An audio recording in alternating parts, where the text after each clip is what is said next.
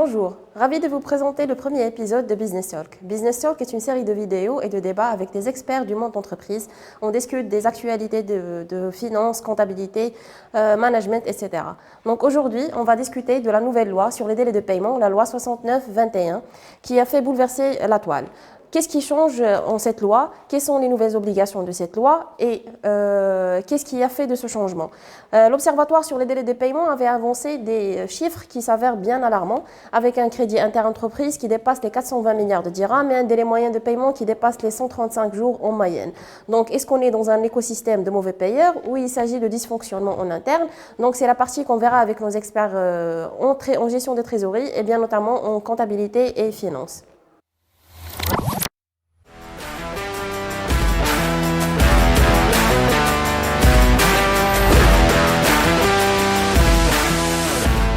Donc, pour mieux appréhender les nouvelles dispositions de cette nouvelle loi sur les délais de paiement et parler encore plus de la gestion de la trésorerie, on va accueillir avec nous deux intervenants, deux experts.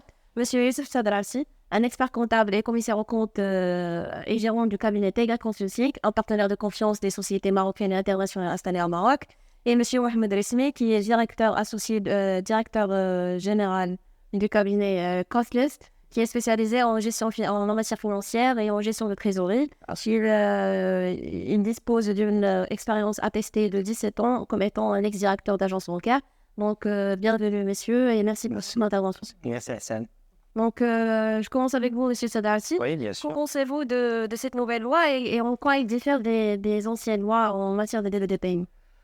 Alors, merci Hassan, merci pour cette introduction. Effectivement, la loi 69-21, elle a porté une nouveauté dans la manière où le paradigme n'est plus porté sur le poste client, mais sur le poste fournisseur. Et donc, la loi 69-21, en fait, en quelque sorte, elle vise à pénaliser les mauvais payeurs. Alors que quand on se rappelle de la loi 3210, qui était une loi également qui régissait les délais de paiement, mais qui était difficilement applicable parce que le focus était sur le poste client et les opérateurs économiques avaient du mal déjà à encaisser le lot principal et vous ne pouviez pas, et en fait, ils n'imaginaient pas facturer des intérêts de retard sur leurs clients. Et aussi, l'opérateur économique se voyait aussi redressé en matière fiscale, en cas de contrôle fiscal, sur les intérêts de retard qu'il n'aurait pas facturé sur son client retardataire. Et donc, la loi 69-21, à mon avis, apporte une nouveauté qui est importante dans la mesure où maintenant le focus n'est pas sur le poste client, mais sur le poste fournisseur. Oui, d'accord. Lorsque vous dites opérateur économique, donc quels sont les acteurs économiques qui sont concernés par cette nouvelle loi? Alors, la loi 69-21, donc, comme tu l'as dit, elle concerne tout opérateur économique. Donc, quand on parle d'opérateur économique, on parle donc d'une personne physique ou personne morale, et même établissement public, à condition qu'il fasse des actes de commerce, premièrement. Deuxièmement, la loi, elle concerne tout opérateur économique qui est installé au Maroc, donc qui a un siège social au Maroc. Et troisièmement, cet opérateur économique doit faire un chiffre d'affaires supérieur à 2 millions de dirhams hors taxes annuels. Et donc, de facto, on peut déduire deux éléments. C'est que la loi 69-21 n'est pas applicable aux fournisseurs étrangers, parce que la loi parle d'opérateurs économiques domiciliés au Maroc. Et deuxièmement, les opérateurs économiques qui ont un chiffre d'affaires inférieur à 2 millions de dirhams ne sont pas également concernés par cette loi. D'accord. Lorsqu'on parle de chiffre d'affaires, est-ce que c'est une notion classique comptable ou il s'agit des produits de la société? Alors, c'est une très bonne question dans la mesure où, effectivement, quand on parle de chiffre d'affaires, donc on doit se référer à la loi comptable qui, justement, définit ce que c'est le chiffre d'affaires. Donc, le chiffre d'affaires, comme tu le sais, c'est le montant des produits, des ventes de produits ou services. Et donc, c'est important de le préciser parce que on peut avoir des opérateurs économiques qui n'ont pas en fait de produits en fait importants d'exploitation, ni de services, ni de marchandises, mais qui est des produits financiers très conséquents qui dépassent les 2 millions de dirhams.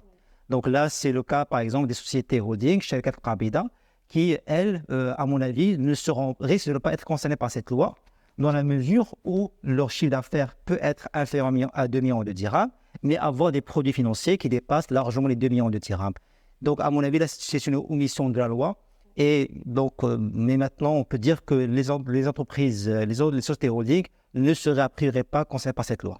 D'accord. Donc, est-ce que cette nouvelle loi a apporté de nouveaux délais de paiement par rapport à l'ancienne? Alors, la réponse, oui et non, parce que la loi 69-21, elle a précisé le délai de 60 jours si jamais les opérateurs économiques ne précisent pas de délai. Donc, c'est 100 jours qui s'applique. Si ce délai est précisé, il ne doit pas dépasser 120 jours.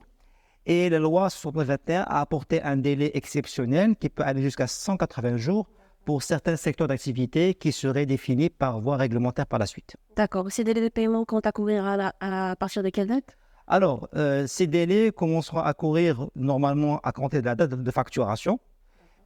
Sinon, si la facture n'est pas émise, ça sera la fin du mois de la livraison de la marchandise ou bien de la réalisation de services. Et donc là, je pense que si l'ISMI tout à l'heure va développer ce point et dans quelle mesure ce dysfonctionnement pourrait engendrer des difficultés de paiement pour l'entreprise.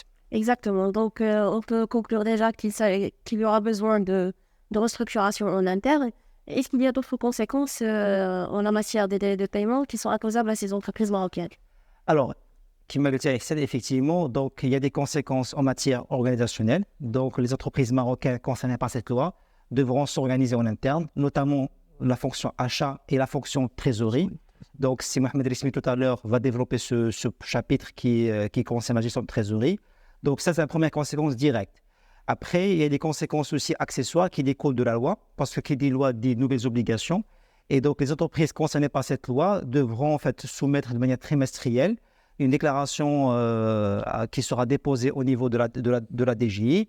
Et c'est une déclaration qui doit être accompagnée éventuellement du paiement de l'amende pécuniaire prévue par la loi pour les entreprises qui ne paieraient pas leurs fournisseurs à temps.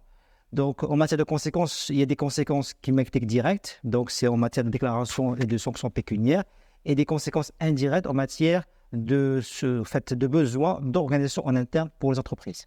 D'accord. Vous avez parlé de déclaration, des obligations déclaratives en matière de DGI. Donc, quel est le nouveau rôle des experts comptables et des comptables agréés, des professionnels de chiffres tout court? Alors les professionnels de chiffres, comme tu l'as dit, donc on parle des experts comptables et des comptables agréés.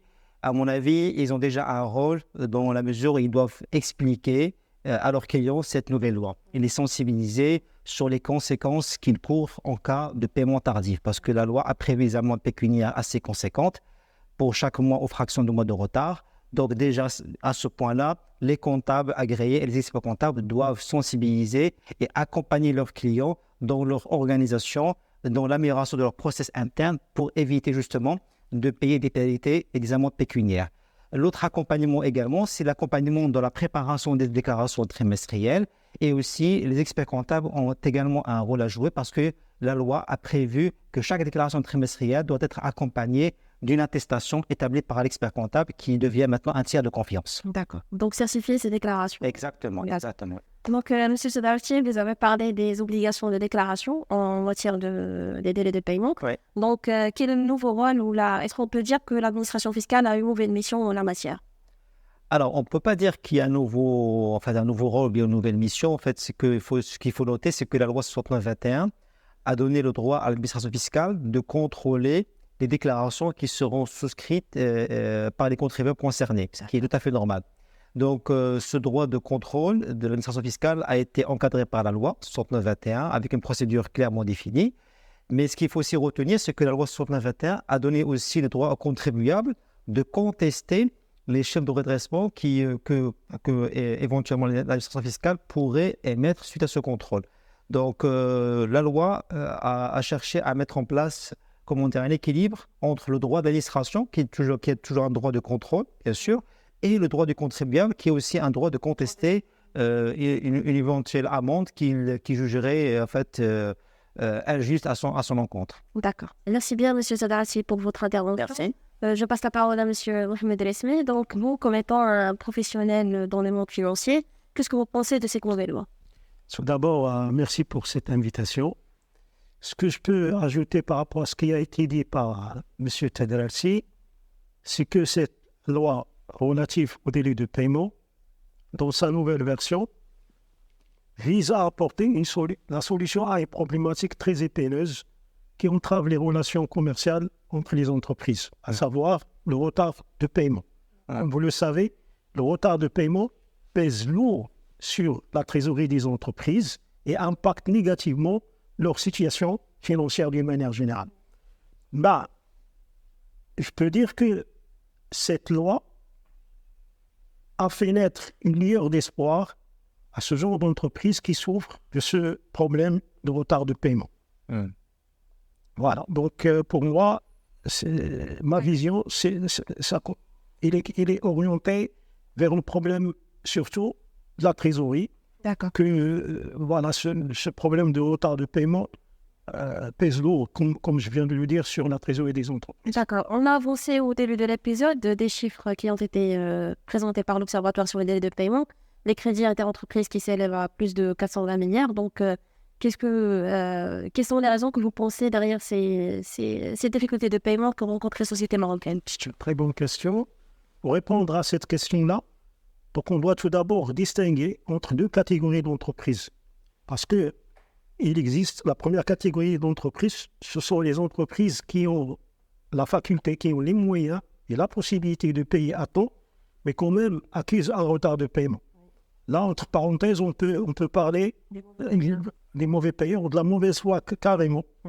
Et là, je pense que pour ce genre d'entreprise, l'application de la sanction pécuniaire pourra peut-être les dissuader. La deuxième catégorie d'entreprises, ce sont les entreprises qui ont vraiment, sont sérieuses, mais qui ont des difficultés financières qui les obligent à retarder les paiements de leurs fournisseurs. Les causes de ce retard peuvent être multiples. Là, je cite notamment, ça peut être un dysfonctionnement au niveau du processus de facturation qui peut engendrer un décalage entre les livraisons et la facturation. Ouais. Et ça peut aussi engendrer même carrément l'établissement de factures erronées. Je peux dire aussi, comme cause, l'absence d'informations centralisées au sein de l'entreprise, ce qui cause une mauvaise communication au sein de l'entreprise. Parmi les causes aussi, on peut parler de l'insuffisance des ventes, parce que la société ou bien l'entreprise peut réaliser un chiffre d'affaires, mais ce chiffre d'affaires il est peut-être insuffisant pour couvrir les besoins de trésorerie. Et là aussi, on peut parler des problèmes de la marge commerciale, parce qu'une grande majorité d'entreprises n'arrivent pas à calculer le coût de revient réel pour pouvoir déterminer la marge correcte qui les correspond. Et finalement, je peux dire que parmi les causes, c'est le mauvais choix de partenaires commerciaux. D'accord. Mais principalement, les causes que vous avez avancées sont de nature interne. Quelles sont les solutions que vous pouvez proposer comme étant un professionnel financier à ces sociétés marocaines pour faire face à ces problématiques? D'accord. Pour parler solutions, donc on doit tout d'abord commencer par les solutions à caractère interne, qui sont la mise en place d'une organisation de la fonction trésorerie qui s'appuie sur des outils de gestion. Et je cite comme exemple l'élaboration d'un plan de trésorerie qui permet la budgétisation des flux en termes d'encaissement et décaissement et permet aussi un très bon suivi de ces flux dans le temps. Comme solution, je peux dire que l'entreprise doit entretenir une bonne relation avec ses partenaires, à savoir les clients et les fournisseurs, pour pouvoir faciliter les négociations des conditions en termes de délai et en termes aussi de tarification. Et pour dissiper d'éventuels désaccords. Au moment de la conclusion du contrat commercial, l'entreprise doit préciser clairement les conditions relatives au paiement et les conditions de facturation. Finalement, je peux dire que l'entreprise doit être intransigeante vis-à-vis des mauvais payeurs. Ça, ce sont les solutions internes. Ces solutions internes peuvent être accompagnées, en cas de besoin, de solutions à caractère externe. Ouais. Et là, je parle principalement de recours au crédit bancaire de trésorerie. Et je cite comme exemple de crédit bancaire de trésorerie, il y a la facilité de caisse qui est un crédit de dépannage qui couvre le décalage momentané entre les encaissements et les décaissements. Et je cite aussi les lignes de mobilisation des créances clients, à savoir l'escompte commercial, ça peut être aussi facturage ou bien le factoring, ça peut être les avances sur marchandises, les ASN, ou bien carrément les avances sur marché entier pour les entreprises qui opèrent dans les marchés publics. Exactement. Il y a aussi une technique que je pense qu'une grande majorité d'entreprises ne connaissent pas, c'est ce qu'on appelle le revers de factoring, ou bien le confirming. C'est l'opération inverse, c'est votre fournisseur qui va mobiliser les créances qu'il a sur vous, et là, ça peut résoudre le problème de retard de paiement. Faire appel à une banque, c'est une bonne chose, mais procéder auparavant à la mise en place d'une organisation interne pour faciliter la communication avec le banquier et entretenir une relation de qualité et de confiance, c'est encore mieux. D'accord, surtout que c'est plus coûteux de faire recourir à des solutions externes. Oui. Et s'il y a une mauvaise gestion de trésorerie, donc on risque de tomber dans la boule de neige. C'est ça, Donc, c'est ça. on s'endette pour couvrir des Ouais. dettes et C'est ça s'arrête jamais. D'accord, merci monsieur pour vos explications et votre intervention.